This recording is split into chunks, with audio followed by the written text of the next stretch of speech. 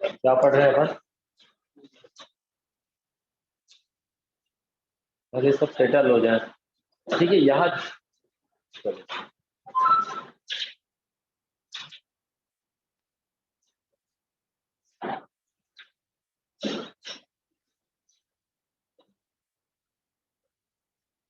वो लिख ले, कुछ जरूरी काम है। डेट वेट लिख रहा होगा, साइन वाइन बना रहा होगा।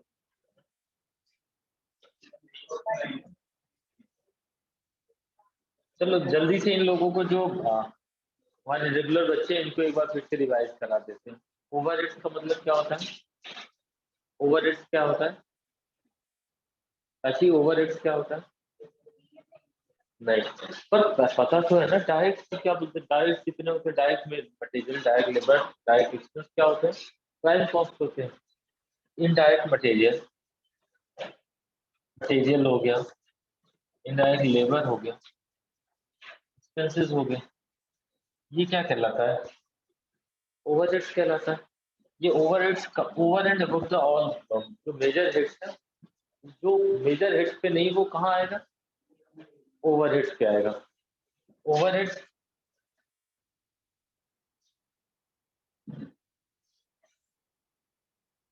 ये लिखा हुआ है, जब अपन बुक खोलेंगे ना उस पर दिख जाएगा। अभी अपन केवल यहाँ फोकस करते हैं। ठीक है बेटा, केवल यहाँ देखते हैं।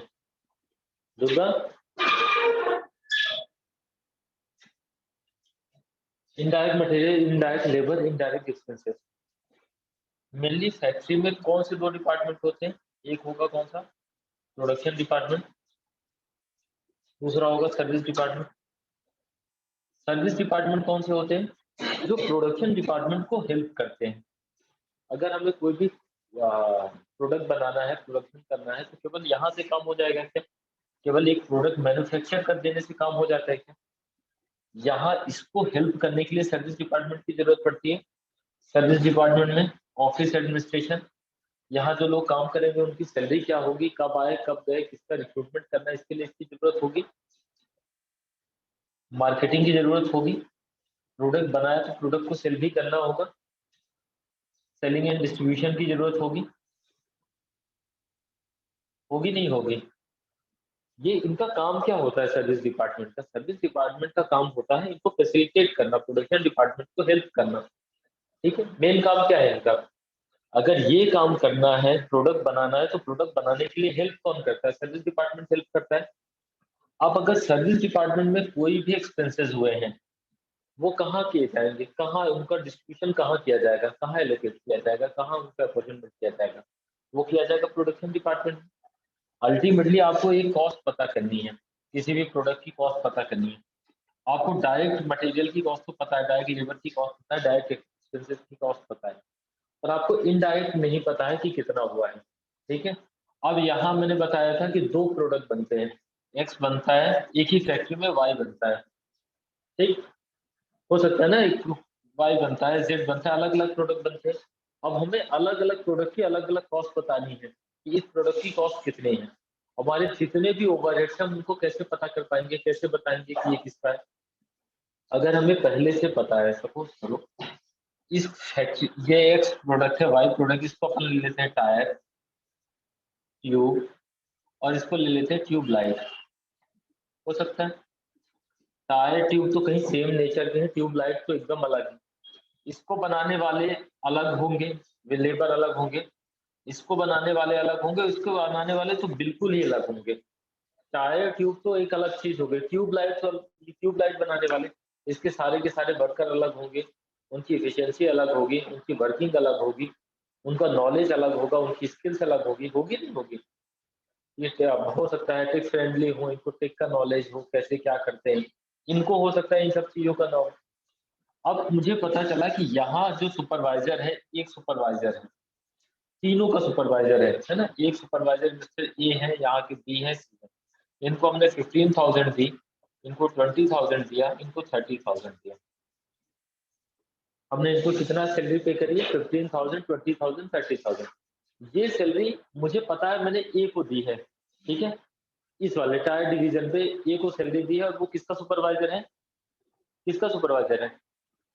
बी किसका सुपरवाइजर है? ट्यूब का। सी किसका सुपरवाइजर है? ट्यूबलाइट। मुझे एक्सपेंस भी पता है और पता भी है किस हेड पे किया गया है, किस प्रोडक्ट पे किया गया है। अगर मैं डायरेक्ट इसको इस पे चार्ज कर दूं, एलोकेट कर दूं, तो क्या होगा? मुझे पता चल जाएगा कि इसकी कॉस्ट कितनी है। ये क्या कहलाता है? एलोकेशन। एलोकेशन हो गया। ताकि इसमें कोई ऐसी बात जो ना समझ में आने वाली है। एलोकेशन मैं बता रहा हूँ, सबसे पहले समझ जाओ एलोकेशन क्या होता है, अपॉर्चुनमेंट क्या होता है। ठीक है, दोनों ही चीजें किसकी होती हैं? ओवरहेड्स की होती है। ओवरहेड समझ में आ गया, indirect material, indirect labour, indirect expense, जितना भी हुआ वो प्रोडक्शन डिपार्टमेंट पे हमें चार्ज करना होगा। ये सर्विस डिपार्टमेंट, इसी पे ओवरहेड्स होगा ना, सर्विस में होगा, प्रोडक्शन में भी होगा। टोटल ओवरहेड जितना भी होगा वो हमें चार्ज कहाँ करना है? प्रोडक्शन डिपार्टमेंट में। प्रोडक्ट पे चार्ज करना है, प्रोडक्शन मतलब प्रोडक्ट पे चार्ज करना है, पर्टिकुलर किसी एक प्रोडक्ट पे। नहीं, ऐसे समझो, जब आप कभी भी कहीं जाते हो, घर में जाते हो, आपने कहा कि साहब मुझे टाइल्स लगवानी, ठीक है, आप टाइल्स वाले के पास गए, तो वो बोलता है कि साहब स्क्वायर फीट के रेट के हिसाब से लगेगा, ठीक है, 10 रुपए स्क्वायर फीट का रेट रहेगा। अच्छा, तो आपने कहा अच्छा 10 रुपए, तो बोले ठीक है यार, एक काम करो, मेरी एक टाइल्स टूट गई है, आके लगा जाओ, तो 20 रुपए में दे दूंगा। आएगा क्या वो? नहीं आएगा ना, नहीं आएगा, क्योंकि उसकी जो कॉस्टिंग है उसने बताया कि लगभग अगर आप इतना एरिया करवाओगे तो मैं इतना पे करूंगा। ठीक? तो आप जब भी कॉस्टिंग की बात की जाती है, जब अपन कॉस्ट की बात करते हैं, तो बहुत सारे उसमें फैक्टर्स और भी इन्वॉल्व होते हैं। आप अकेले एक स्क्वायर फीट या एक रेट से आप वो नहीं कर सकते। पर अब उसको काम करना है, आपके पास कोई एक आया है, अब आपके पास आता है, उसने आपके स्टैंडर्ड बताया, तो आप अपनी कॉस्ट कैलकुलेट करके रखते हो, ये 15 रुपीज 20 रुपीज स्क्वायर फीट का रेट होगा, ताकि आप आए तो आप लेके बैठने में लग जाओ कि आप इतना इतना इतना, फिर वो बैठा हुआ है, आप कैलकुलेट कर रहे हो। तो आप क्या करके रखते हो? आप अपना एक मछली फिगर बना के रखते हो कि अगर नॉर्मल ये टर्म्स कंडीशन हुई, मुझे इतना कॉस्ट आएगी और इतना प्रॉफिट मैं ऐड करूंगा, तो मेरा काम हो जाएगा। कभी भी किसी भी शॉप पे जाओ, तो आपसे पूछता है कि लगभग स्टिच करने का कितना, तो उसको पता होता है कि कितना खर्चा आएगा। ठीक है, ऐसे ही जितने भी कॉस्ट सेंटर्स होते हैं, जितने भी कॉस्टिंग यूनिट्स होती हैं प्रोडक्शन करे, इन सबको अपनी कॉस्ट पता करनी होती है, ताकि ये कॉस्ट प्लस प्रॉफिट ऐड करके उसको सेल्स के प्राइस पे कन्वर्ट कर पाए। आप किसी को, जब तक आपको अपना कॉस्ट नहीं पता होगा, तब तक आप उसको सेल्स प्राइस कैसे बता पाओगे? आपकी कॉस्ट ही इसकी 20 रुपीज है, आपके पास कोई आया, अब आपने कैलकुलेट ही नहीं किया होगा, तो आप क्या इसे बेच पाओगे 25 में, 30 में? आप पहले कैलकुलेट करोगे तब तो करोगे। तो हमें सब, किसी भी प्रोडक्ट के लिए हमें उसकी कॉस्ट पता होना जरूरी है। और कॉस्ट कैसे पता होगी? जितने भी अदर एक्सपेंसेस हैं, ओवरहेड्स हैं, जब तक अपन उनको इंक्लूड नहीं करेंगे, अपन केवल direct material, direct labour expenses के बेस पे किसी की कॉस्ट नहीं बता सकते। ठीक है, तो क्या काम है? जितने भी इनडायरेक्ट मटेरियल, लेबर एक्सपेंसेस हैं, उनको पर्टिकुलर प्रोडक्ट पे हमें चार्ज कर देना है, प्रोडक्ट में डिस्ट्रीब्यूट कर देना है।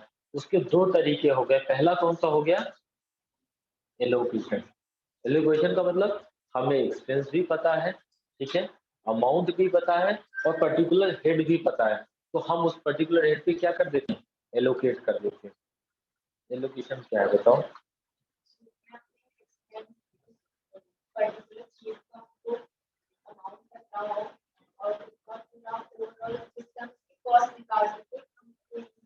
हमें अमाउंट भी पता है, हमें हेड भी पता है, हमें पर्टिकुलर प्रोडक्ट भी पता है, हम डायरेक्ट उस पे उसको लिख देते हैं। अगर मैं इसकी सैलरी, एक ही सैलरी भी यहाँ लिख दूँ तो गलत होगा ना। ये सुपरवाइजर तो इसका था, तो इसका इस पे ही होना चाहिए। यहाँ तक कोई, किसी को कोई डाउट? आ गई बात? तो इतना।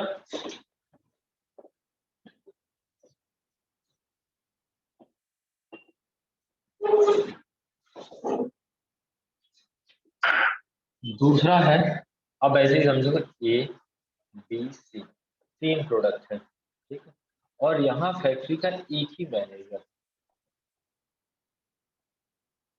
मैनेजर एक है। अब क्या करोगे? इसकी सैलरी दी है 15,000, मैनेजर या सुपरवाइजर अगर अपन बोले इसको, तो एक ही है। अब इसका क्या होगा? अब अभी तक आपको पता था एक का इतना, बी का इतना, सी का इतना, तो आपने एलोकेट कर दिया। अब आपको यहाँ पता नहीं, तो आप क्या करोगे? क्या करेंगे ऋतिक? तीनों में बांट देंगे। किस बेसिस पे बांट देंगे? नंबर ऑफ वर्कर्स है, ये आपको पता है, इन चारों को पता है, ठीक। ये कहलाता क्या है? अपोर्शनमेंट कहलाता है।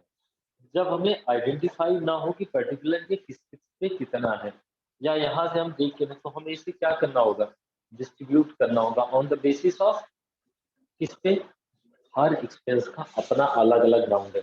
जैसे मैंने रेंट पे किया, रेंट हम किसका पे करते हैं, फैक्ट्री का स्क्वायर फीट जगह का पे करते हैं। तो अगर मुझे रेंट, अगर अब ये मैं बोलूँ कि इस पे 100 स्क्वायर फीट यूज हुआ, इस पे 200, इस पे 300, टोटल 600 स्क्वायर फीट में यूज किया है, रेंट हमने पे किया है 10,000। तो आप बता सकते हो कि किस पे कितना आएगा, उसका हिस्सा कितना आएगा? बता सकते हैं, नहीं बता सकते? हमें पता है कि रेंट इतना है, और रेंट किस पे डिस्ट्रीब्यूट, एक प्रोडक्ट बनाने के लिए हमें कितने स्क्वायर फीट जगह की जरूरत है, 100 स्क्वायर फीट की, बी के लिए 200, सी के लिए 300। तो हमें ये पता चल गया कि इसका 50% तो अकेला सी पे चला गया, तो हम सी पे इसको डिस्ट्रीब्यूट कर देंगे, इसको इस पे, इसको इस पे, इस रेशो पे, पर्टिकुलर जो भी रेशो निकल कर आएगा उसको करेंगे, ठीक है। ऐसे ही करेंगे ना। तो हर एक्सपेंस को डिस्ट्रीब्यूट करने का एक ग्राउंड है, किस बेसिस पे करेंगे ये ऑलरेडी मैं डिस्कस कर चुका हूँ। ये सारी बातें केवल आप तीनों लोगों के लिए फिर से मैं वो कर रहा हूँ, ठीक है। जैसे रेंट हो गया, वैसे ही और क्या होगा, डिप्रिसिएशन किस पे चार्ज किया जाता है? हाँ, प्लांट एंड मशीनरी पे। डिप्रिसिएशन किस पे चार्ज किया जाता है? डिप्रिसिएशन अगर लिखा हुआ क्वेश्चन में कि डिस्ट्रीब्यूशन को परसेंटेज करो, तो आप ये किसके बेसिस पे करोगे? प्लांट एंड मशीनरी की वैल्यू के बेसिस पे। जैसे यहाँ आपने स्क्वायर फीट के बेसिस पे किया, स्क्वायर फीट के बेसिस पे किया, वैसे आप डिप्रिसिएशन किस पे चार्ज वो करोगे, डिस्ट्रीब्यूट करोगे? प्लांट एंड मशीनरी, सपोज करो इसकी वैल्यू होती है 10 सीआर, इसकी 20 सीआर, और इसकी 30 सीआर। जो भी डिप्रिसिएशन का अमाउंट आता है यहाँ लिखा होता है, तो आप इसकी वैल्यू के हिसाब से आप उस पर डिस्ट्रीब्यूट कर देते, उसी हिस्से पे कर देते, उसी प्रोपोर्शन पे कर देते। इंश्योरेंस ऑफ स्टॉक, इंश्योरेंस किसका होता है? स्टॉक का अगर होता है तो स्टॉक की वैल्यू का होगा, ठीक है। ऐसे ही देख लो लाइटिंग, लाइटिंग क्या होती है? लाइट मैंने उस दिन बताया भी था, विशाल ने बताया भी था कि होता क्या है, उसने बड़ा सटीक जवाब दिया था। लाइटिंग और पावर में क्या डिफरेंस होता है उसने बताया था। आज वो एक बार फिर से बताएगा लोगों को, लाइटिंग और पावर में क्या डिफरेंस है। अगर कोई क्वेश्चन दिया हुआ है तो किस पे डिस्ट्रीब्यूट किया जाएगा वो बताएगा। हाँ,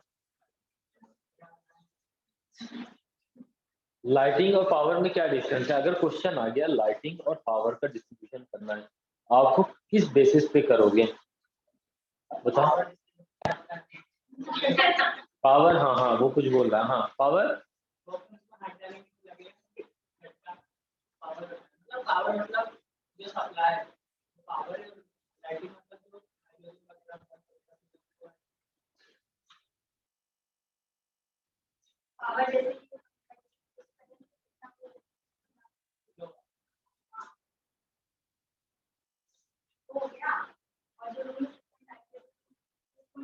तो किसके किस बेसिस पे अपन डिस्ट्रीब्यूट करेंगे? हाँ, और पावर को यहाँ ऐसे सामने देखो, देखो ये बहुत बेसिक सी चीज है। लाइटिंग का क्या मतलब है? लाइटिंग का मतलब है यहाँ वेंटिलेशन, उजाला चाहिए आपको, लाइट चाहिए, प्रॉपर विजिबिलिटी हो। फैक्ट्री के अंदर अगर आप काम कर रहे हो, वहाँ अंधेरा हो, मशीन की जगह हाथ ही डाल दिया तो पता चला एक बिना हाथ के ही घूम रहा है। लाइटिंग है कि नहीं? लाइटिंग क्यों जरूरी है? आप कोई भी काम कर रहे हो, आप लाइट डिम हो जाए, कम लाइट हो, आप पढ़ने बैठो, आप पढ़ ही नहीं पाओ, तो अब पर इतनी तेज भी मत करो कि आंखें चौंध, मतलब चकाचौंध हो जाए, आपको दिखाई ना दे, 2 मिनट बाद आपको ऐसा लगने लगे यार आंखें ही जलने लगी। तो प्रॉपर लाइट का होना जरूरी होता है, और लाइट के लिए क्या चीजों की जरूरत होती है?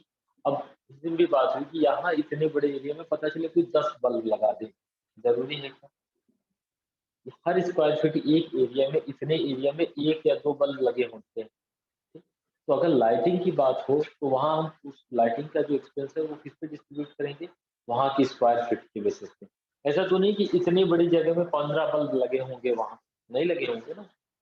अब कोई शोरूम की बात अलग है कि वहाँ उन्होंने एक ही कई जगह जाओ तो वो इतने सारे टॉर्च लगा रही है, ऐसे घुमा के वैसे घुमा के, लगा के रखते हैं ना, पर उतने की जरूरत नहीं होती, वो तो खैर एक एडवर्टाइजमेंट की बात होगी। फैक्ट्री प्रीमाइसेस के अंदर हर जगह जगह पे बल्ब लगे होते हैं, हाइलोजन लगे हुए होते हैं, वो किसके बेसिस पे डिस्ट्रीब्यूट होते हैं, स्क्वायर फीट के बेसिस पे, ठीक है। और पावर का यूज कहाँ किया जाता है, मेनली फैक्ट्री में। बड़ी बड़ी मशीनों को चलाने के लिए क्या चीजों की जरूरत पड़ती है, पावर की। और उसको कैसे मेजर किया जाता है, इससे हॉर्स पावर से। कितने हॉर्स पावर का है, कितने केवी का हमने कनेक्शन ले रखा है, ठीक है। 3 हॉर्स पावर है, 5 हॉर्स पावर है, 10 हॉर्स पावर है, ठीक है। अब हमें पता चला कि एक फैक्ट्री में हमने कितना यूज किया है, 20 HP, 50 HP। जो भी एक्सपेंस हुआ है उसको हम किसके बेसिस पे डिस्ट्रीब्यूट करेंगे, हॉर्स पावर के बेसिस पे करेंगे, ठीक। इसमें कोई वो है रिपेयर हॉर्स, ये कैसे पावर कैसे डिस्ट्रीब्यूट किया जाता है, फर्स्ट क्वेश्चन करोगे आप तीनों लोग, तो आपको ये चीजें भी क्लियर हो जाएगी। और मैं बता देता हूँ कुछ और लिखे हैं। सुपरवाइजर, ऐसी सुपरविजन किसका किया जाता है, अगर मैं सुपरविजन की बात करूं, सुपरविजन आप किसका करते हो, ठीक है। तो किसका करते हो, मैन पावर का, एम्प्लॉय का करते हैं। अगर अपन देखें यहाँ, तो पता चले यहाँ एक पर्टिकुलर डिपार्टमेंट ए और बी और सी, यहाँ हमारे कितने एम्प्लॉय हैं, यहाँ 20 एम्प्लॉय थे, यहाँ 50 एम्प्लॉय हैं, और यहाँ 30 एम्प्लॉय हैं, ठीक है। टोटल हमने सुपरविजन पे जो सुपरवाइजर को हमने कितनी सैलरी पे करी, 15,000। कोई बता सकता है कि एक ही हिस्से में कितना आएगा, बताओ, एक ही हिस्से में कितना एक्सपेंस आना चाहिए। 15,000 हमने टोटल पे किया है, यहाँ 20 मैन पावर है, यहाँ 50 है, यहाँ 30 है। अरे रखो कैलकुलेटर, ऐसी कॉमन सेंस में उसमें भी कैलकुलेटर उठा लिया, क्या रेशो आ रहा है ये,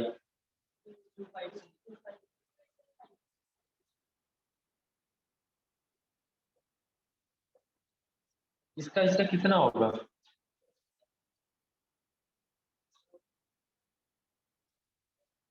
टफ है मैथ, बहुत टफ है ये, पर फिर भी अभी बता दिया उसको। हाँ ठीक है, इस पे कितना होगा,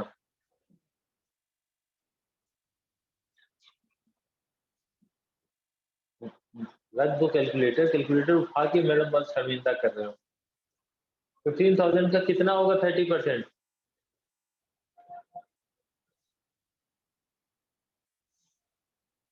15,000 का 1%, 10%, 15,000 का 10% कितना होगा, तो 30% कितना होगा,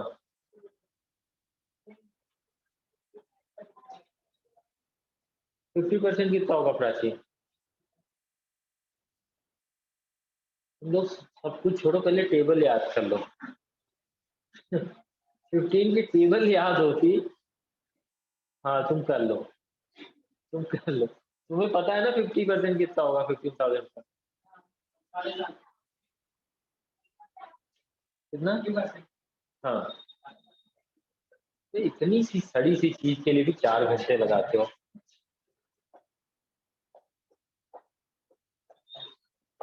ये क्या कहलाता है, इस एक्सपेंस का हमने क्या किया है, अपॉर्चनमेंट किया है, डिस्ट्रीब्यूट किया है। और ये डिस्ट्रीब्यूशन क्या कहलाता है, कोई है क्या ऑनलाइन, हाँ चलो तो वो उसमें भी छोड़ दिया। तो ये क्या कहलाता है, ये अपॉर्चनमेंट कहलाता है। और ये क्या कहलाता है, ये कहलाता है प्राइमरी डिस्ट्रीब्यूशन। क्या कहलाता है, प्राइमरी डिस्ट्रीब्यूशन, जितने भी एक्सपेंसेस थे उनको हमने डिस्ट्रीब्यूट कर दिया, हमने ये देखा ही नहीं कि ये प्रोडक्शन का है या सर्विस का है, कहाँ है। जो भी ओवरहेड्स था उसको हमने क्या डिस्ट्रीब्यूट कर दिया, हर डिपार्टमेंट, हर अलग अलग डिपार्टमेंट पे डिस्ट्रीब्यूट कर दिया एक्सपेंस को, अपॉर्चनमेंट कर दिया। ऐसा ही है बेसिक प्राइमरी डिस्ट्रीब्यूशन, यही हो गया। प्राइमरी के बाद क्या बात आती है, सेकेंडरी आती है। अल्टीमेटली आपको करना क्या है, सर्विस के जितने भी एक्सपेंसेस हैं सर्विसेज के, वो आपको कहाँ चार्ज करने हैं, प्रोडक्शन पे चार्ज करने हैं। यहाँ से आपको ये तो पता चल गया कि कहाँ किस डिपार्टमेंट का कितना एक्सपेंस हुआ। जितना भी ओवरहेड था, जितना भी एक्सपेंस था, उसको हमने प्रोडक्शन और सर्विस दोनों में बांट दिया। ये क्या कहलाएगा बेटा? प्राइमरी डिस्ट्रीब्यूशन कहलाएगा। प्राइमरी का क्या मतलब है? जितना भी ओवरहेड था, जो भी ओवरहेड था, रिस्पेक्टिव ऑफ प्रोडक्शन और सर्विस, हमने उसको डिस्ट्रीब्यूट कर दिया। ठीक है। अब हमारा दूसरा काम क्या होगा? हमारा दूसरा काम होगा सर्विस डिपार्टमेंट के जो भी एक्सपेंसेस थे उसको किसमें चार्ज कर देना? प्रोडक्शन डिपार्टमेंट में चार्ज कर देना। ठीक। तो अगर हमें पहले से ही रेशियो पता हो कि प्रोडक्शन सर्विस डिपार्टमेंट का जितना भी एक्सपेंस होगा उसको हम क्या करेंगे, एक पर्टिकुलर रेशियो से, जो उसने बोला कि सर्विस डिपार्टमेंट के जो भी एक्सपेंस है वो प्रोडक्शन डिपार्टमेंट में 5:3:2 या 4:3:3 के रेशियो पे चार्ज किए जाएंगे।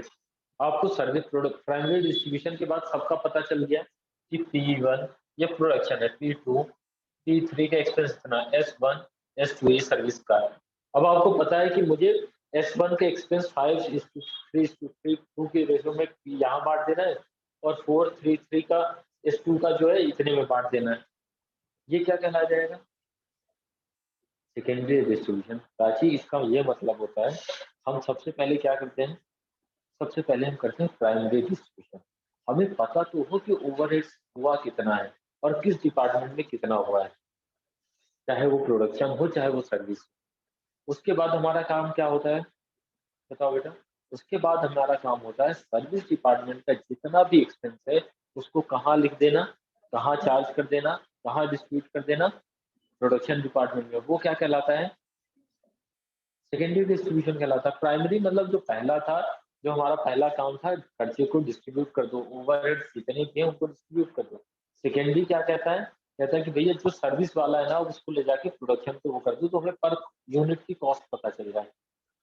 हमें एक्चुअल कॉस्ट पता करनी है तो हमें क्या करना होगा? प्रोडक्शन और सर्विस दोनों की कॉस्ट को मिला देना होगा। अभी हमें प्रोडक्ट प्राइमरी डिस्ट्रीब्यूशन से हमें प्रोडक्शन वाला तो पता चल गया।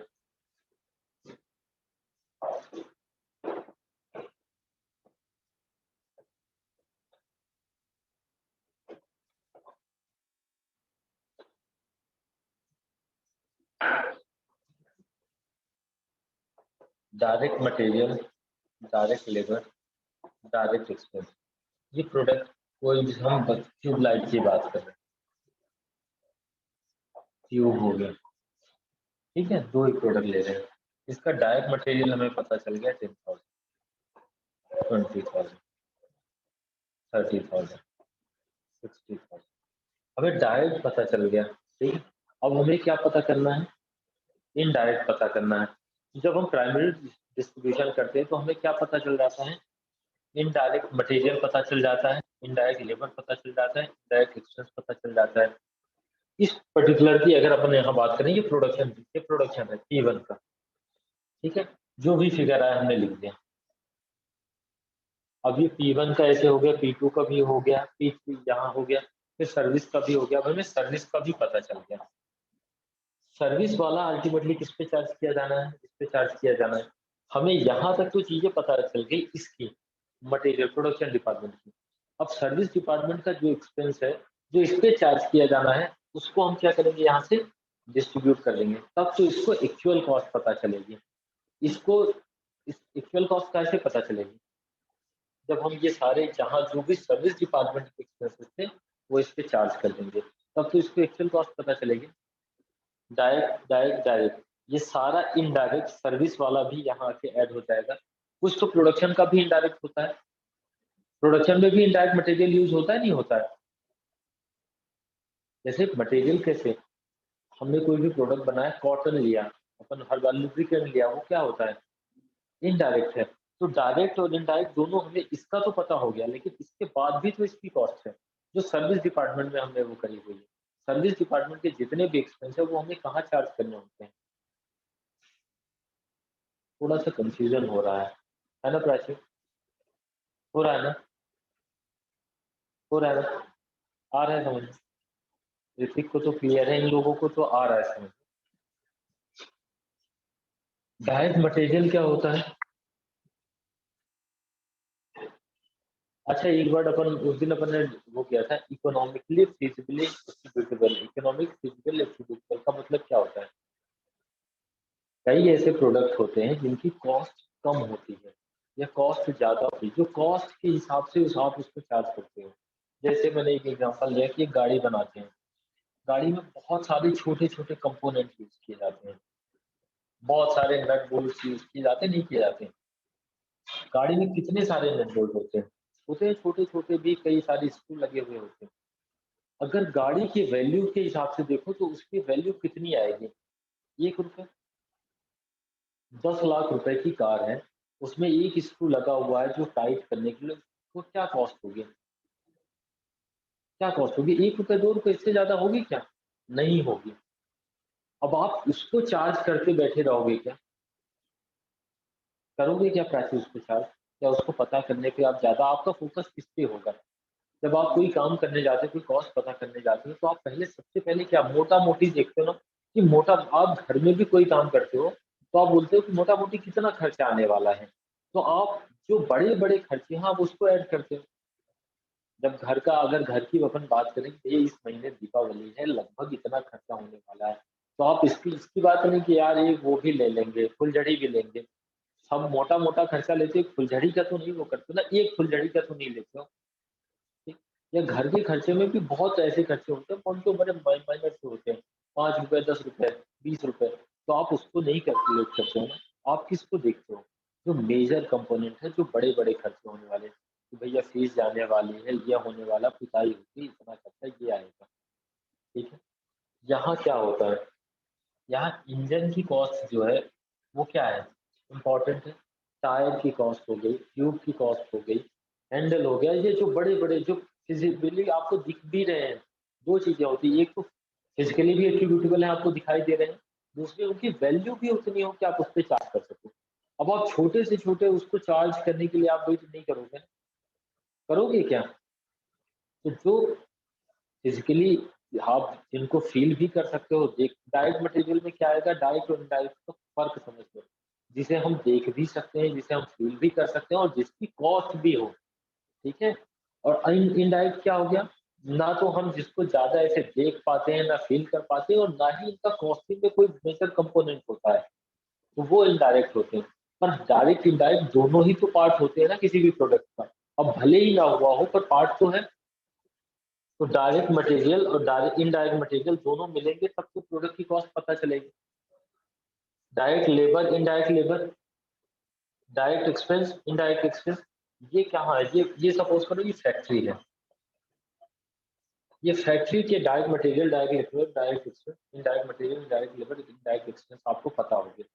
ये फैक्ट्री के अंदर के पता हो गए आपको। पर फैक्ट्री के बाहर भी तो खर्चे होते हैं। ऑफ़िस में अपन स्टेशनरी यूज़ नहीं करते, करते हैं ना? वो भी तो मटेरियल ही है। प्राची वो मटेरियल नहीं है क्या? ऑफ़िस में अपन सैलरी देते हैं वो क्या है? एक्सपेंस है। उसको भी तो आपको कहीं न कहीं अब ये प्रोडक्ट हमने यहाँ बनाया है, इसकी कॉस्ट हमने ₹20 निकाल दी। सारा सब कुछ ऐड करने के बाद। पर क्या इसकी कॉस्ट ₹20 ही होगी? नहीं होगी ना। यहाँ जो सर्विस सेंटर थे, सर्विस का मतलब कौन से? सर्विस की जब अपन बात कर रहे हैं, तो सर्विस कौन-सा? प्रोडक्शन और सर्विस में क्या डिफरेंस हो गया? जो प्रोडक्शन पे डायरेक्ट कंट्रीब्यूट नहीं कर रहे हैं, इनडायरेक्टली कंट्रीब्यूट कर रहे हैं प्रोडक्ट को। ऑफिस में जो लोग काम कर रहे हैं, ठीक है?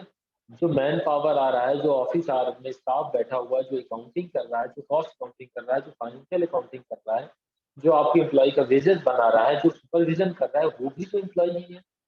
उनकी भी कॉस्ट को ऐड नहीं करोगे क्या? अगर एक यूनिट की कॉस्ट पता करनी है, तो इसमें जितना भी इनडायरेक्ट जो भी हमने सैलरी, वेजेस वो सब चीज़ें वो भी तो खर्चे ही है ना। तो हमें एक्चुअल कॉस्ट पता करने के लिए ये वाली कॉस्ट भी तो पता होनी चाहिए ना, नहीं पता होनी चाहिए। अगर ये कॉस्ट नहीं पता होगी तो हम इसकी कॉस्ट कैसे पता कर पाएँगे? अब सपोज़ करो यहाँ की टोटल कॉस्ट थी ₹5, तो हमें कैसे पता चलेगा इसकी टोटल कॉस्ट कितना है? जब हमने ये ₹5 यहाँ जाके चार्ज कर दिया, ऐड कर दिया। प्रोडक्ट पे हम प्रोडक्ट की और सर्विस दोनों की कॉस्ट को ऐड कर देते हैं, तो हमें क्या पता चलता है? एक्चुअल कॉस्ट पता चलती है। ताकि अभी भी कोई डाउट नहीं, अभी भी बात आपको समझ में आई। प्रोडक्ट, किसी भी प्रोडक्ट के लिए 2 चीज़ें इम्पोर्टेंट हैं। क्या? उसका direct material, direct labour, direct expensive. यहाँ देखो, नहीं आ रही कोई बात नहीं। फैक्ट्री, चलो ऐसे समझो, ये हो गई फैक्ट्री, ठीक है, ये हो गया आपका ऑफिस। कभी भी किसी ने फैक्ट्री विजिट करी, कभी फैक्ट्री देखी? छोटा मोटा कारखाना भी नहीं देखा, छोटा मोटा देखा जहाँ फर्नीचर ही बनता है। तो फर्नीचर कहाँ, आपने शोरूम देखा किसी फर्नीचर वाले का? शोरूम देखा नहीं देखा? वहां वो उनके शोरूम में फर्नीचर का शोरूम तो देखा है? एक बात बताओ, एक तो ये शोरूम हो गया, और दूसरा ये फर्नीचर कहीं तो बनता होगा। कहाँ बनता होगा वो? उनकी फैक्ट्री होगी। अब इस फर्नीचर को बनाने में इनको खर्चा आता है 2 लाख रुपए। मैं टोटल की बात कर रहा हूँ। और इस शोरूम में अब ये फैक्ट्री, ये का क्या हो गया, ये इनका फैक्ट्री, यहाँ का रेंट वेंट वेंट सब कुछ मिला दिया जाए, उस फैक्ट्री के लेबर वेबर लकड़ी वकड़ी सब कुछ मिला दिया, तो इसको बनाने पे 2 लाख रुपए खर्चे हुए। और शोरूम में हमें कितना खर्चा हुआ? शोरूम का रेंट गया, वहां भी एम्प्लॉय रखते। आप किसी भी जगह जाते हो तो पानी लेकर आता है, एक सेल्समैन आता है, एक ऑफिस होता है, एक प्रीमाइसेस होती है, रेंट वेंट वहां का भी जाता होगा। वहां का टोटल खर्चा होता था 60,000। किसी एक ही प्रोडक्ट की अपन बात कर रहे हैं, तो प्राची वहां की टोटल कॉस्ट कितनी होगी उस प्रोडक्ट की? प्रोडक्ट ए है, उस प्रोडक्ट पे 2 लाख रुपए उसको बनाने पे खर्च होता है, और 60,000 रुपए उसको बेचने पे, उसको मैनेज करने पे, सब कुछ करने पे खर्च होता है। तो उस प्रोडक्ट की टोटल कॉस्ट कितनी है? आप कितने में बेचोगे इसको?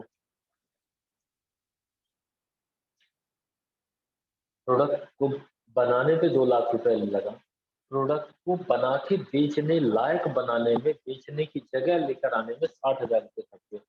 प्राची से मैंने पूछा कि प्राची ये जगह ये कितने में बेचोगे, तो प्राची क्या जवाब देगी मुझे? कितने में बेचेगी प्राची, जिसमें प्राची को ना तो कोई प्रॉफिट होगा ना कोई लॉस होगा?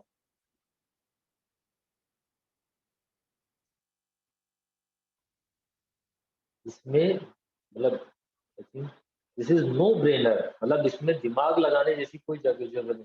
तो एक्स्ट्रा लॉजिक ना लगाओ, एकदम सिंपल सा बताओ।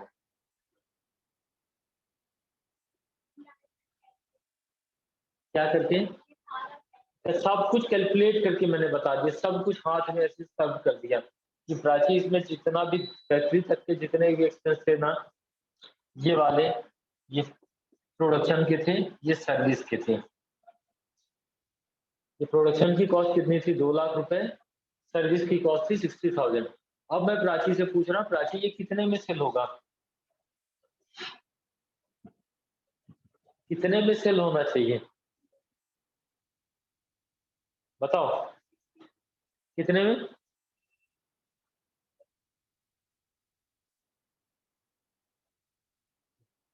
कितने में? कितने में? ठीक है, 60,000 में बेच दोगे। इसकी कॉस्ट कितनी है? कॉस्ट कितनी है?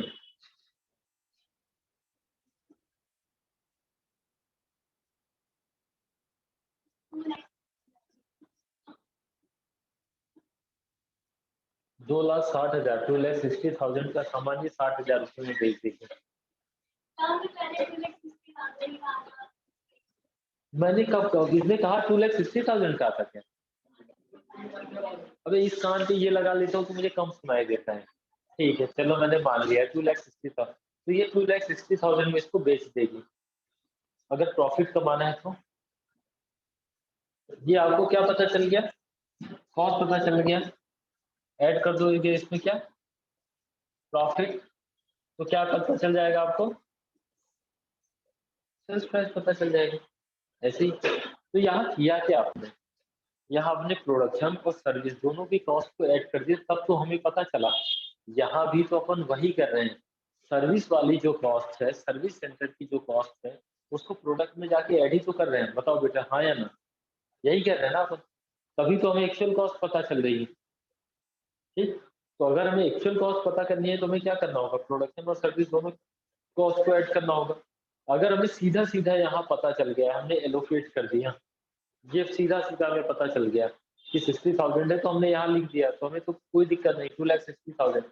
अगर हमें क्या करना हो, हमें पता ना हो, तो हम क्या करेंगे, इसका अपॉर्चुनमेंट करेंगे, इसको डिस्ट्रीब्यूट करेंगे, करेंगे नहीं करेंगे? जब डिस्ट्रीब्यूट करेंगे तो वो कहलाता है डिस्ट्रीब्यूशन, सेकेंडरी डिस्ट्रीब्यूशन। प्राइमरी मतलब पहले पूरे खर्चों को सारे डिपार्टमेंट में बांट दो। सेकेंडरी का मतलब जो सर्विस वाले हैं उनको प्रोडक्शन पे चार्ज कर दो। ये उस दिन वाली स्टोरी इनको भी सुनानी पड़ेगी। कौन सी? हाँ, ये राम देवता है या राक्षस?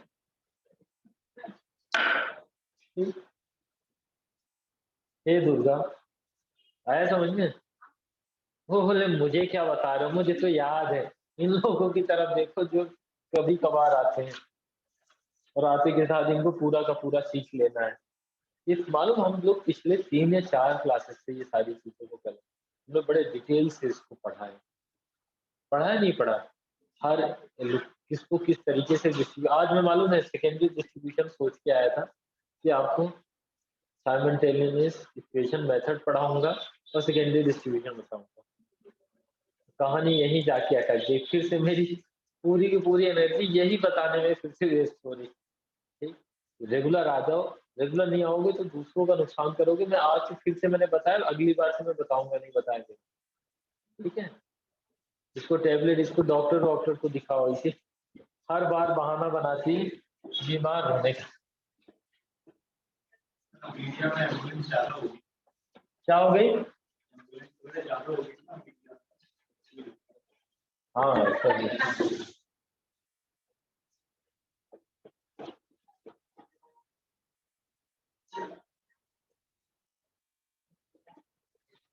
अब इनको सेकेंडरी मतलब डिस्ट्रीब्यूशन ही नहीं पता तो अपन कैसे वो करें?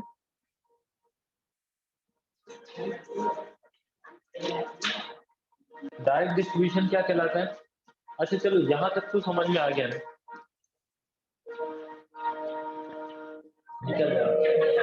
निकल जाने दो कोई। प्राइमरी डिस्ट्रीब्यूशन क्या होता है, प्राची बताओ। प्राइमरी डिस्ट्रीब्यूशन क्या होता है?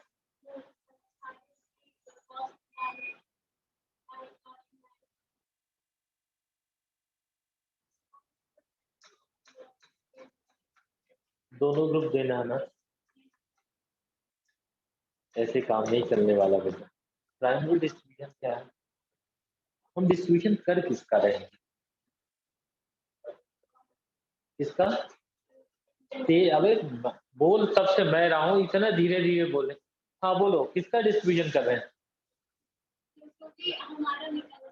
क्या निकल के हमारा आ रहा है? ऋतिक, बोलोगे कुछ इसको? हम ओवरहेड का डिस्ट्रीब्यूशन कर रहे हैं। किसका कर रहे हैं? ओवरहेड्स का डिस्ट्रीब्यूशन कर रहे हैं। ओवरहेड का कहाँ कहाँ कर रहे हैं डिस्ट्रीब्यूशन? चाहे वो कौन सा हो, चाहे वो प्रोडक्शन डिपार्टमेंट हो, चाहे वो सर्विस डिपार्टमेंट हो, जितना भी ओवरहेड है हम उसको क्या कर रहे हैं, डिस्ट्रीब्यूट कर रहे हैं। किस पे? ओवरहेड को कहाँ डिस्ट्रीब्यूट कर रहे हैं? प्रोडक्शन और सर्विस डिपार्टमेंट में। ठीक है, तो वो क्या कहलाता है? Primary distribution. और सेकेंडरी कौन सा कहलाता है? जब हम सर्विस डिपार्टमेंट के ओवरहेड जितने भी एक्सपेंसेस थे उसको कहाँ वो कर रहे हैं, प्रोडक्शन डिपार्टमेंट में। इन दोनों को फिर भी आ रहा है। ठीक है, प्राची अभी भी कंफ्यूज है कि ये क्या करवाया जा रहा है। ठीक, तो अगर हमें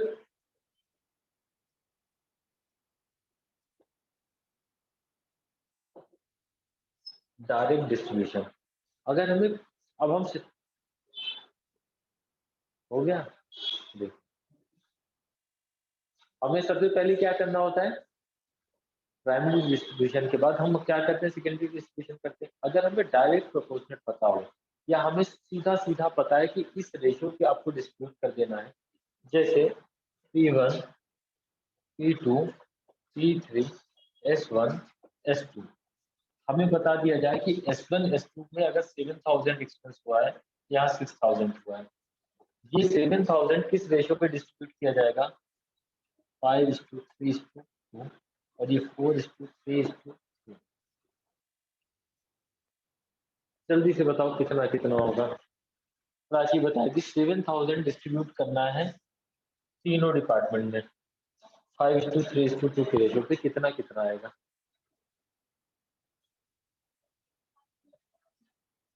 हाँ 3500,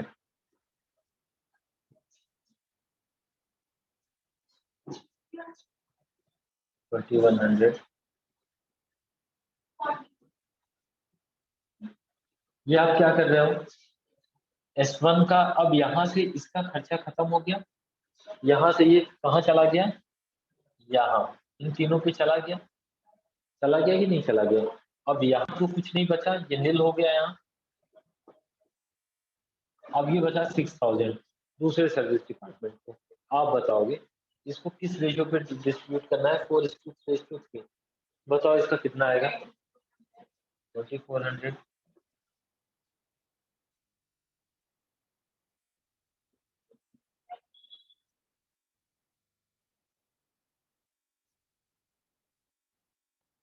टोटल कितना होगा, जो भी फिगर है ये हम अब यहाँ से ये सारे एक्सपेंस क्या हो गए, नील हो गए। सर्विस का खेल खत्म, यहाँ से सर्विस खत्म हो गई, सर्विस के जितने भी एक्सपेंस थे वो प्रोडक्ट में आ गए। आपको करना क्या है, सर्विस वाले जो भी एक्सपेंस थे उसको कहाँ चार्ज कर देना है, ताकि सर्विस की जो कॉस्ट थी यहाँ से खत्म। आप सर्विस में कितनी कॉस्ट हुई, जितने भी ओवरहेड हुए थे आपने उनको क्या कर दिया, डिस्ट्रीब्यूट कर दिया। ये क्या कहलाता है, सेकेंडरी डिस्ट्रीब्यूशन कहलाता है। ठीक है, अब समझ में आया कि अपन ने किया क्यों। पहले हमने क्या किया, पहले हमने पूरा का पूरा डिस्ट्रीब्यूट किया प्रोडक्शन में और सर्विस दोनों में। जब हमें पता चल गया कि प्रोडक्शन और सर्विस में क्या क्या है, फिर हमने सर्विस वाला उठाया और सर्विस वाला डिस्ट्रीब्यूट कर दिया किस पे, प्रोडक्शन। ये क्या कहलाता है, डायरेक्ट डिस्ट्रीब्यूशन मेथड कहलाती है। जब हमें एक कोई परसेंटेज पता हो या एक प्रोपोर्शनेट पता हो तो हम उस परसेंटेज या प्रोपोर्शनेट से उसको डिस्ट्रीब्यूट कर देते हैं। ठीक है, ये कौन सी मेथड हो गई।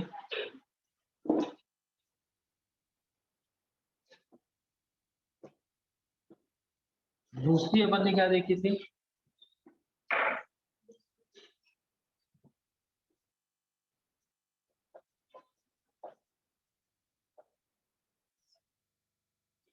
ठीक है। अच्छा नॉर्मली अगर एक बात बताओ, कौन सा ऐसा डिपार्टमेंट होगा जो सारे डिपार्टमेंट को वो सर्विसेज देता होगा। अगर ये प्रोडक्शन दो डिपार्टमेंट और सर्विस के तीन डिपार्टमेंट, कौन कौन सा हो गया, इसको अपन देख लेते हैं। ये हो गया फैब्रिकेशन, ये हो गया असेंबली। S1 कौन सा हो गया, स्टोर। S2 क्या हो गया, टाइम ऑफिस।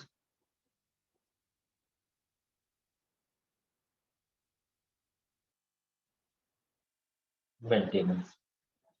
हमें ये फैब्रिकेशन और असेंबली में स्टोर, टाइम, ऑफिस, मेंटेनेंस, इन तीनों के जो भी एक्सपेंस है वो कहाँ डिस्ट्रीब्यूट करने हैं, कहाँ चार्ज करने हैं, दुर्गा कहाँ चार्ज करने हैं अपन को। ये वाले तीनों जो एक्सपेंस है सेकेंडरी डिस्ट्रीब्यूशन की बात हो रही है। ठीक है, इस प्राइमरी डिस्ट्रीब्यूशन समझ में आ गया, सेकेंडरी समझ में आ गया। सेकेंडरी में भी हमें डायरेक्ट समझ में आ गया कि हमें सीधा सीधा परसेंटेज पता है, हमने डिस्ट्रीब्यूट कर दिया। स्टेप डिस्ट्रीब्यूशन मेथड क्या कहलाती है, क्या कहलाती है बेटा बताओ। स्टेप कहते हैं स्टेप वाइज, जिस सर्विस डिपार्टमेंट में सबसे ज्यादा सर्विसेज दी है, अलग अलग डिपार्टमेंट को सर्विस दी है ना, जिसने सबसे ज्यादा दी है, ठीक, सबसे पहले उसके एक्सपेंस को डिस्ट्रीब्यूट करते हैं। फिर जो सेकेंड हाईएस्ट है, फिर जो लास्ट है, जो सबसे ज्यादा हर डिपार्टमेंट में जो सबसे ज्यादा वो देता है, मतलब जिसकी सर्विसेज सारे डिपार्टमेंट में है, तो सबसे पहले उसके एक्सपेंस को डिस्ट्रीब्यूट करते हैं। फिर उसके बाद जिसने उससे कम, फिर जो कम, फिर जो कम, फिर जिसने सबसे लास्ट में किया है, सबसे लास्ट में उसका एक्सपेंस डिस्ट्रीब्यूट करना। स्टेप डिस्ट्रीब्यूशन का क्या फंडा है, सीधा सीधा हमें देखना होगा कि इस fabrication, assembly, store, time, office, हमें ये वाले जो तीन है ये कौन से हैं, सर्विसेज। ठीक है, इस सर्विस डिपार्टमेंट के जितने भी एक्सपेंस है हमको ये क्या करना क्या है, पहला तो सेकेंडरी मतलब इसको इस पे चार्ज करना है। अब हम इनमें से पहले किसका चार्ज करते हैं, S1 का चार्ज करें, S2 का चार्ज करें, S3 का चार्ज करें, किसका चार्ज करें। हम नहीं, अभी तो बात, हम उसका चार्ज करेंगे जिसने सबसे ज्यादा डिपार्टमेंट को अपनी सर्विस दी है। क्वेश्चन देखो, क्वेश्चन जल्दी से देखो।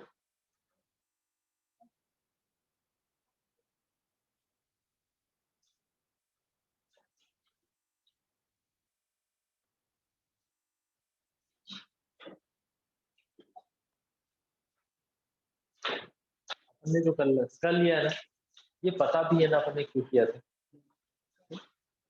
बताओ, पढ़ने दो पहले क्वेश्चन।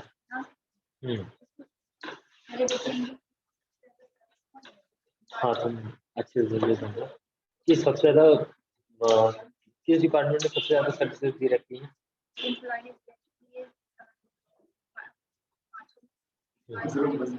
और एम्प्लॉय को किस बेसिस पर डिस्ट्रीब्यूट करते हैं अपन। बहुत बढ़िया। दूसरा स्टोर की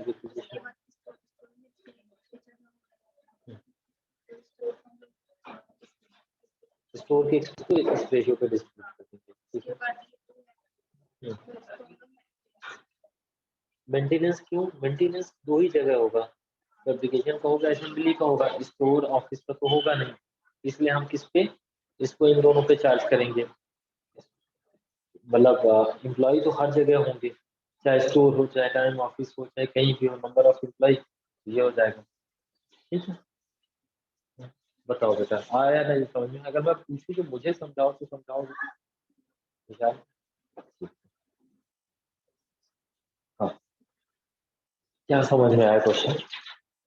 अच्छा मुझे चलो, अभी इन तीनों की ही क्लासेस समझ लो, अपना रिवीजन चल रहा है। ठीक है, ये हमारे 4 होनहार बच्चे हैं, ठीक, इनको पता है, सब पता है। पवित्रण, स्टोर पे एक्सपेंस कितना हुआ है हमारा?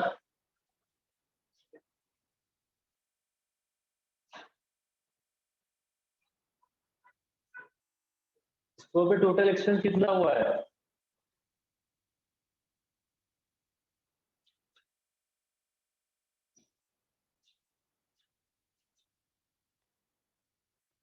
वो मालूम, वो फिर कितना ट्रिकी क्वेश्चन पूछ लिया। क्वेश्चन ही लिखा हुआ है यार, तुम लोग आंसर देख के क्यों दे बता रहे हो मुझे? मालूम है, आंसर खोल के बैठी, क्वेश्चन बोलो। तो क्वेश्चन में कहाँ लिखा हुआ स्टोर? क्वेश्चन नंबर 2 देखना है। शाबाश, वाह।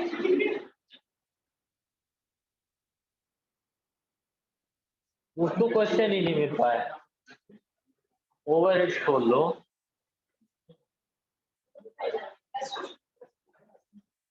अभी तक मैं कौन सा तमिल बोल रहा था? हाँ,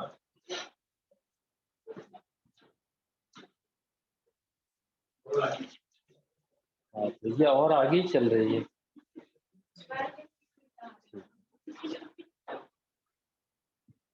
जल्दी जल्दी बताओ, स्टोर पे कितना एक्सपेंस हुआ है? टाइम ऑफिस पे, मेंटेनेंस पे। ये कौन से डिपार्टमेंट है? ये प्रोडक्शन डिपार्टमेंट है, सर्विस डिपार्टमेंट है? हाँ, मैं ये तीनों से पूछ रहा हूँ, अभी जितनी बातें पूछी जाएंगी ना, एक्सक्लूसिव इन तीनों से होंगी। ठीक है, नहीं क्योंकि इन्होंने पढ़ रखा है, आपने बिगाड़ा कुछ नहीं, आपने पढ़ा नहीं है, बस इतनी सी बात। तो प्रोडक्शन डिपार्टमेंट कौन कौन से बेटा, एक बार आप अपना नाम और बता दो मेरे को। वंशी, हाँ हाँ, वंशी तो बोल रहा हूँ। ठीक है, वंशी बताओ।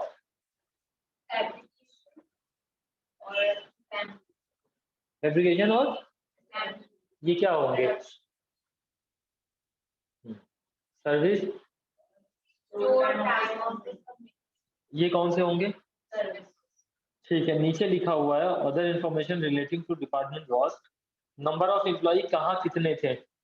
प्रोडक्शन फैब्रिकेशन में 40 थे, असेंबली में 30 थे, स्टोर में 20 थे, टाइम ऑफिस में 16 थे, मेंटेनेंस में। ठीक है, अब अगर मुझे टाइम डिसाइड करना हो कि मुझे सबसे पहले किसका एक्सपेंस डिस्ट्रीब्यूट करना है, टाइम ऑफिस का करना है, स्टोर का करना है, मेंटेनेंस का करना है, तो हम कैसे चेक करेंगे? मैंने क्या बताया है आपको, जिसने सब सारे डिपार्टमेंट में सबसे ज्यादा सर्विसेज दी हो। सबसे ज्यादा सर्विस किस डिपार्टमेंट ने दी है? हाँ, पूछने दो इनको। हाँ अच्छा, कहाँ कैसे बता दिए कि स्टोर ने सबसे ज्यादा सर्विस दी? अमाउंट से नहीं बेटा, किस किस जिसने ज्यादा डिपार्टमेंट है। हाँ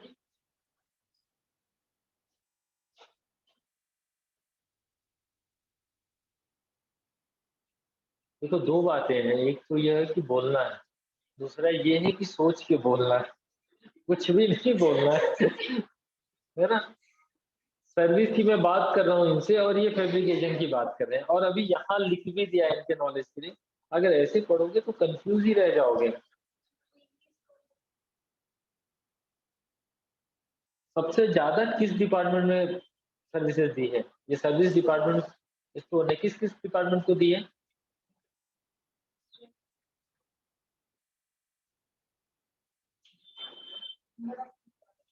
नंबर ऑफ एम्प्लॉइज के बेसिस पे आप क्या देते हो? स्टोर में जाते हो तो नंबर ऑफ एम्प्लॉय के बेसिस पे देते हो, क्या बेसिस पे?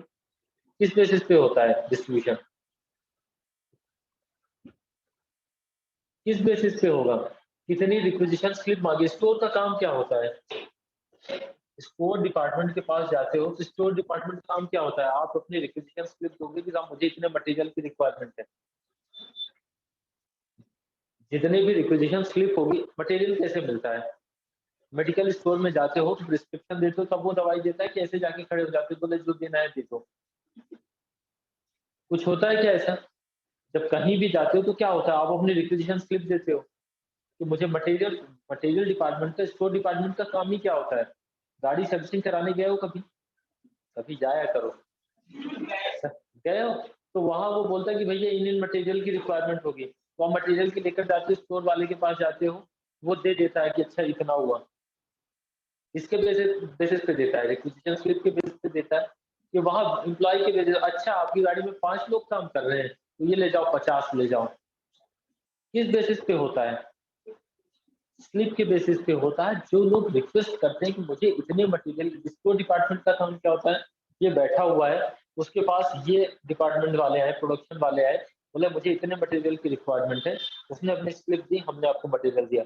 ये आती वंशी आती है स्टोर डिपार्टमेंट के पास, बोलती है कि मुझे इतने मटेरियल की रिक्वायरमेंट है, मैंने इसको दे दिया। पवित्रा आती है, इसने बताया इसको दे दिया। तो किस बेसिस पे मैंने दिया? किस बेसिस पे? रिक्विजिशन स्लिप बेसिस पे दिया मैंने, रिक्वेस्ट के बेसिस, रिक्विजिशन स्लिप छोड़ो, रिक्वेस्ट के, आपकी डिमांड के बेसिस पे मैंने आपको दिया। तो किसका? स्टोर को एक्सपेंस को कैसे डिस्ट्रीब्यूट करोगे, कैसे एलोकेट करोगे? इसके नंबर ऑफ रिक्विजिशन स्लिप के बेसिस पे। ठीक। दूसरा, मेंटेनेंस किसका होता है? यहाँ देखो, छोड़ो किताब नहीं समझ रहा, मेंटेनेंस किसका होता है? प्लांट एंड मशीन का होता है। और प्लांट एंड मशीन कहाँ यूज होती है? प्रोडक्शन डिपार्टमेंट में यूज होती है। यहाँ यूज होगी ना। ऑफिस के अंदर, स्टोर के अंदर कौन सी मशीन चलती है, कौन सा प्लांट लगा हुआ है स्टोर के अंदर? स्टोर के अंदर वो बना के थोड़ी ना दे रहा है, स्टोर के अंदर जो स्टोर रखा हुआ है उसको तो इशू कर रहा है, तो उसको किस बेसिस पे डिस्ट्रीब्यूट करोगे? मेंटेनेंस का खर्चा किस बेसिस पे डिस्ट्रीब्यूट करोगे? मशीन के बेसिस पे। वो कहाँ कहाँ होगी? प्रोडक्शन में भी होगी कि सर्विस में भी होगी? मेनली तो प्रोडक्शन पे होगी। वर्कर कहाँ कहाँ होंगे? वर्कर कहाँ होंगे? हर जगह एम्प्लॉय वर्कर कहाँ कहाँ होंगे? प्रोडक्शन में भी होंगे, सर्विस में भी हर जगह होंगे। सर्विस में भी जो स्टोर भी इशू कर रहा है वो भी तो इंसान ही होगा। ठीक है? जो सैलरी बांट रहा है वो भी तो इंसान होगा, जो सेल्स कर रहा है वो भी तो इंसान ही होगा। तो वर्क मैन पावर कहाँ होती है? सारे डिपार्टमेंट में होती है। ठीक। अब मुझे यहाँ बताओ कि पहला, टाइम ऑफिस किसके लिए यूज किया जाता है? टाइम ऑफिस किसका दिया है? टाइम ऑफिस का एक्सपेंस किसके बेसिस पे डिस्ट्रीब्यूट किया जाएगा? प्राची, यहाँ देखो, टाइम ऑफिस, ऑफिस का एक्सपेंस, जो ऑफिस सैलरी एक्सपेंस है वो किसके बेसिस पे डिस्ट्रीब्यूट किया जाएगा? किसके बेसिस पे? अरे वर्किंग आवर छोड़ दो, किसके बेसिस में? मैन पावर के बेसिस पे किया जाएगा कि नहीं किया जाएगा? ऑफिस का या सैलरी का एक्सपेंस किसके बेसिस? यहाँ 5 लोग हैं तो 5 लोगों की सैलरी दोगे ना। ऐसा तो नहीं कि 5 लोग हैं, नहीं भैया मैं तो एक का ही दूंगा। मैन पावर के हिसाब से दोगे। तो टाइम ऑफिस का एक्सपेंस किस बेसिस पे डिस्ट्रीब्यूट होगा? किसके बेसिस पे? नंबर ऑफ मैन पावर के। एम्प्लॉय का खर्चा कैसे डिस्ट्रीब्यूट होगा? नंबर ऑफ मेंटेनेंस का number of value of plant and machinery, ठीक है। फिर तीसरा कौन सा था? हाँ, स्टोर का खर्चा कैसे डिस्ट्रीब्यूट करोगे? स्टोर का expense number of requisition slip के बेसिस पे किस डिपार्टमेंट ने कितनी बार आपसे स्टोर से सामान मांगा है। एक डिपार्टमेंट है जिसका स्टोर से कोई लेना देना नहीं है, 5 डिपार्टमेंट थे। यहाँ देखो का 5 डिपार्टमेंट थे, 3 डिपार्टमेंट वाले स्टोर से सामान मंगाते थे, 2 डिपार्टमेंट वाले कुछ मंगाते थे नहीं, तो उनको स्टोर से कोई लेना ही नहीं देना नहीं था। तो क्या उस स्टोर का एक्सपेंस उन 2 डिपार्टमेंट में चार्ज करोगे जिन्होंने कभी कुछ स्टोर से यूज ही नहीं किया? करोगे नहीं करोगे? करोगे नहीं करोगे? नहीं करोगे। क्यों नहीं करोगे? क्योंकि उसने उसकी वजह से उसमें कोई कॉस्ट नहीं हुई।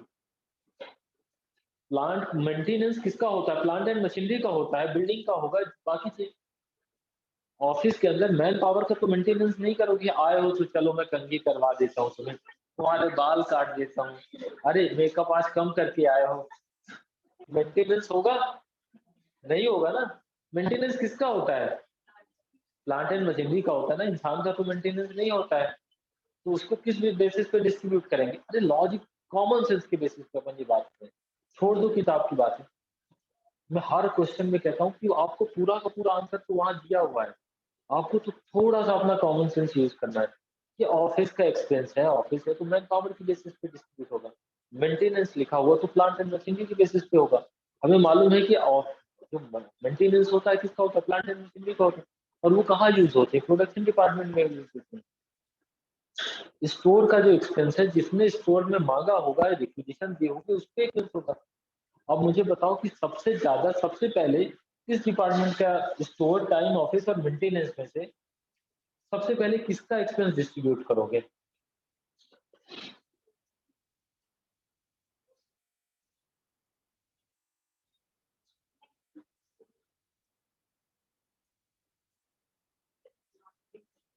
हम्म, अच्छा चलो ठीक है, मैंने इन तीनों की बात मान ली। क्या सोच के बोला है ये बताओ? स्टोर क्यों बोला है ये बताओ? हाँ, देखो ये बता रही, ध्यान दो यहाँ।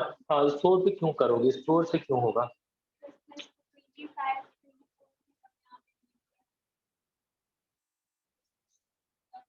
मैंने क्या पहली बात क्या बोली थी आपसे? किसने ज्यादा नंबर्स ऑफ डिपार्टमेंट में अपनी सर्विस दी हो, ना कि उसकी वैल्यू से कि कितने बेसिस पे किस डिपार्टमेंट ने सबसे ज्यादा सर्विस दी है। सर्विस में से या तो देखो, पढ़ो तो एकदम सीरियसली पढ़ो। क्या पढ़ क्या रहे हो? क्या देख रहे हो तब से? कुछ भी नहीं बोलना है ना, कुछ भी नहीं बोलना। पहले देखो फिर लॉजिकली मुझे बताओ, जवाब दो। यहाँ लिखा हुआ है, उतना देख के भी नहीं समझ पा रहे हो?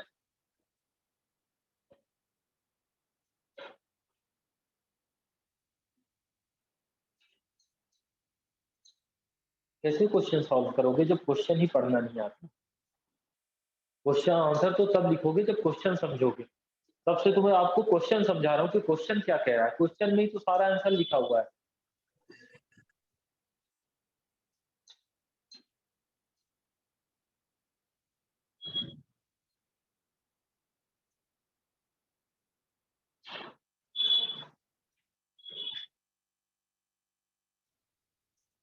प्राची ये क्या लिखा हुआ है? तेज से बोलो। ये किस नंबर ऑफ एम्प्लॉय ने किस किस डिपार्टमेंट को सर्विस दी है?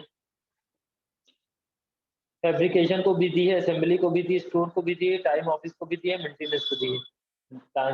नंबर ऑफ एम्प्लॉय ने कहाँ कहाँ दी है? पांचों में दी है। नंबर ऑफ एम्प्लॉय को किस किस ओवरहेड को नंबर ऑफ एम्प्लॉय के बेसिस पे डिस्ट्रीब्यूट करते हो? स्टोर को, टाइम ऑफिस को, कि मेंटेनेंस को? कौन से खर्चे को इसके नंबर ऑफ एम्प्लॉय के बेसिस पे डिस्ट्रीब्यूट करते हो? टाइम ऑफिस को। सबसे ज्यादा सर्विस किस डिपार्टमेंट ने दी है? टाइम ऑफिस ने दी है ना। टाइम ऑफिस का डिस्ट्रीब्यूशन का बेसिस क्या होगा? Number of employ. Number of employ हर जगह काम किया है नंबर ऑफ एम्प्लॉयज ने, तो सबसे पहले किसका एक्सपेंस डिस्ट्रीब्यूट होगा? ये बात नहीं समझ में आई? यहाँ पांचों लिखा हुआ है ना। दूसरे नंबर पे कौन होगा? क्यों?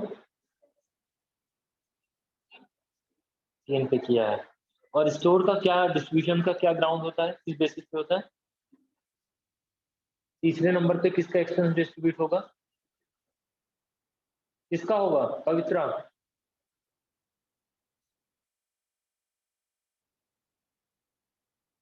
सबसे लास्ट में किसका या सबसे पहले किसका करोगी और क्यों करोगी बताओ?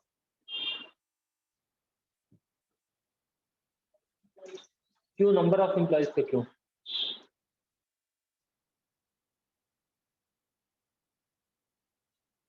जी सबसे पहले किसका? क्यों? कहाँ लिखा हुआ है? अच्छा इसमें सबसे ज्यादा, फिर दूसरे नंबर पे किसका होगा?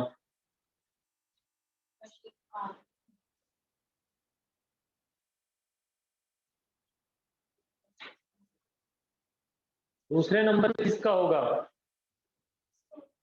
क्यों?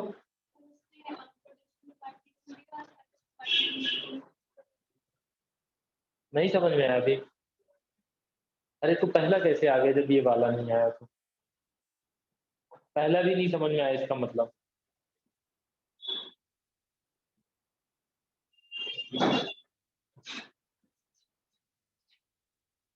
सबसे पहले तो ये समझ लो कि डिस्ट्रीब्यूशन का बेसिस क्या होता है।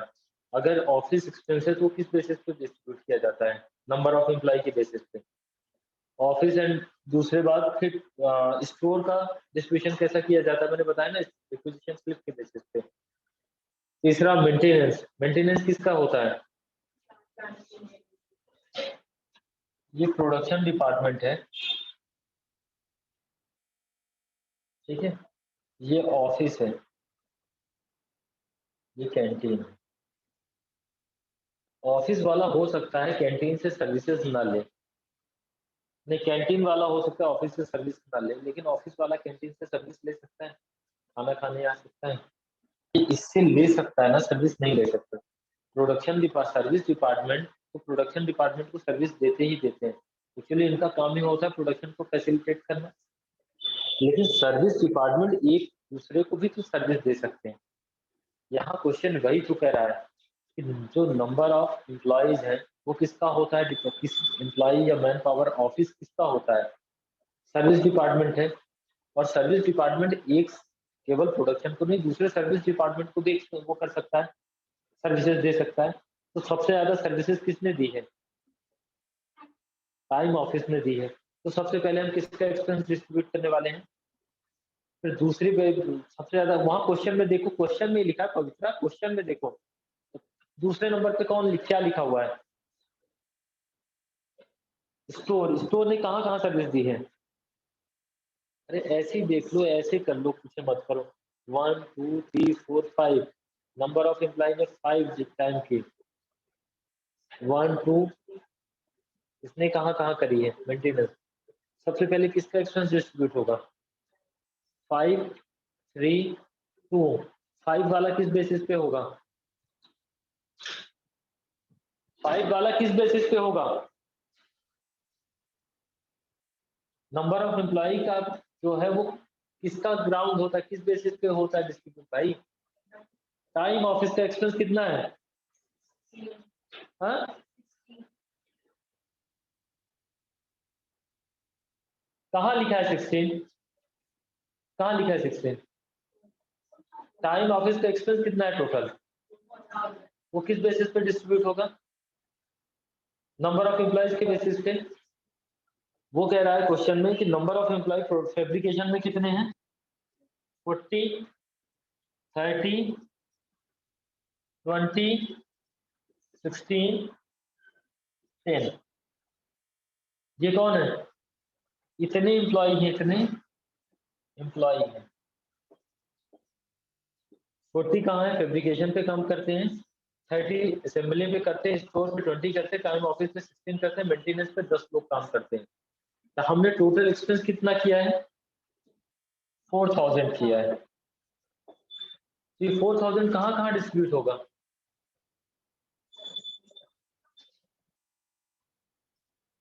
होगा नहीं होगा? तो सबसे पहले किसका एक्सपेंस डिस्ट्रीब्यूट होगा बताओ? टाइम ऑफिस का होगा ना। दूसरा